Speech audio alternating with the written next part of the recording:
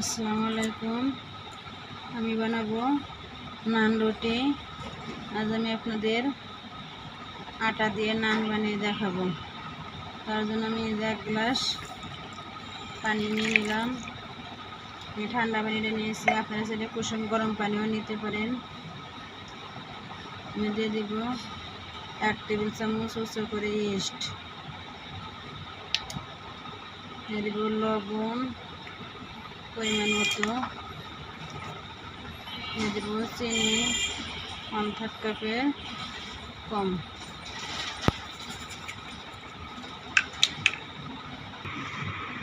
আমি 1 গ্লাস ভর্তি করে পানি নিয়েছি, আর দিলাম আর অর্ধেক মানে 1.5 গ্লাস পানি।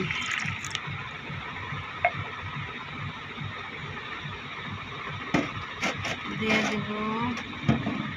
এখন আমি ইস্টটাকে ভালো করে হাত দিয়ে একটু করে নেব। দেখেন ইস্টটা দেওয়ার সাথে সাথে গলে গেছে। আমি এখন আটা দিয়ে দেব। আপনারা চাইলে ময়দা দিয়ে বানাতে পারেন, আমি আজকে আপনাদের আটা দিয়ে বানিয়ে দেখাবো। ময়দা সবসময় ঘরে থাকে না, সেজন্য আমি সহজভাবে আটা দিয়ে আপনাদের বানিয়ে দেখাবো।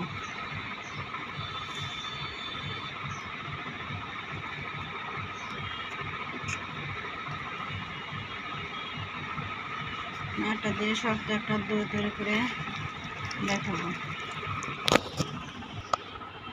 দেখেন আমি হাতে 2 টেবিল চামচ সয়াবিন তেল নিয়েছি। আমি তেল দিয়ে ভালো করে আবার মেখে নেব।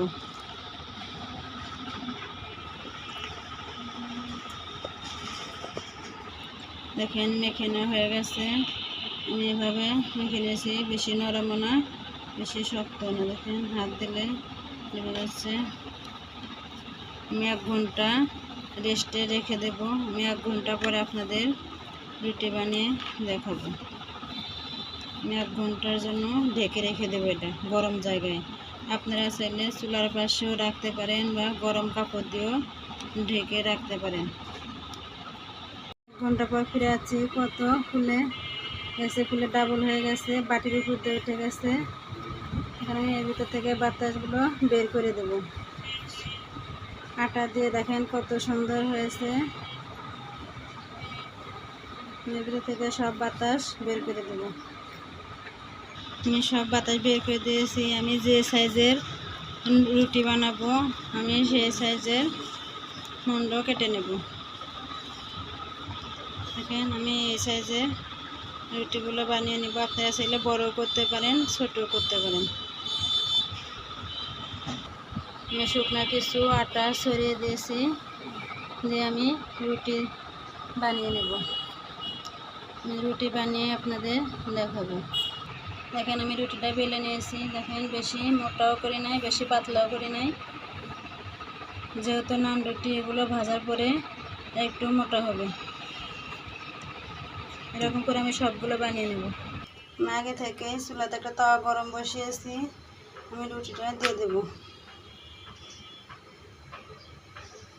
আমি উল্টে পাল্টে রুটিটা ভালো করে ভেজে নেব।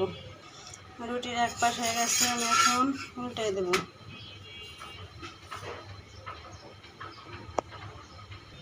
দেখেন আমি আর এক পাশ উল্টে দেব। এরকম করে চতুর্থ সাইডে ঘুরে ঘুরে আমি সুন্দর করে রুটিটা ভেজে নেব। দেখেন রুটিটা কত সুন্দর ফুলে উঠছে। এরকম করে এক সাইডে ফুল আর এক সাইডে চাপ দিবেন, তাহলে সব সাইডে সুন্দর হয়ে ফুলে যাবে।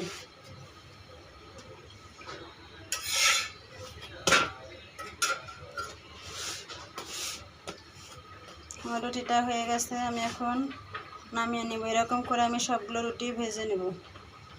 এখন আর একটা নান আমার ভাজা হয়ে গেছে, আমি এখন নামিয়ে নেব। দেখেন কত সুন্দর ফুলেছে নান রুটিগুলো।